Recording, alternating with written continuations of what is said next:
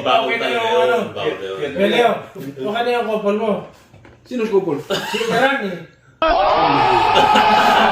Lalaki yun eh. Kakabistuhan na. Lalaki yun. Hindi ka rin sabi niya. Kasama yung lalaki eh. Ayaw niya ka naman, malakas daw umilik eh. Sino? Ano? Pareha sila.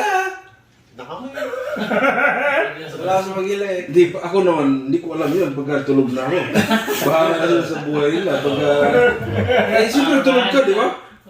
Eh, sino pa namang tulog na alam na yung hinihilig mo, di ba? Basta Kasi sa Robert talaga Gunggong!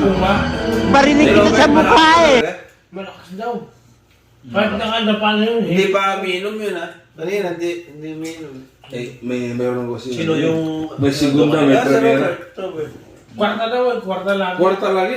Eh, malakas. Walang primera, segunda, tercera. Eh, sa akin, Kwarta. hindi naman ako nagsinungaling. Siguro, mahimihilig din ako. Pero Hindi siguro, ako, mga premiera. malakas din ako. Nasa tertiara. Tercera ka, pre? Tanongin mo kay paring eh. Normal lang yun, pre. Hindi baka, hindi lang tertiara, kwarta pa nga eh. Hindi, Mamaya magte-tertiara. Normal lang yun. Ang tao, normal lang mahili. Kasi, ayon sa kay Dr. Willie Ong. Paano masabi? Oo. Patay na. Vice President, tumatakbo. Oo, Vice President. Normal lang talaga ang paghili. Ibig sabihin, nakatulog ka ng mahimbing. Yun. Normal ka. Oo.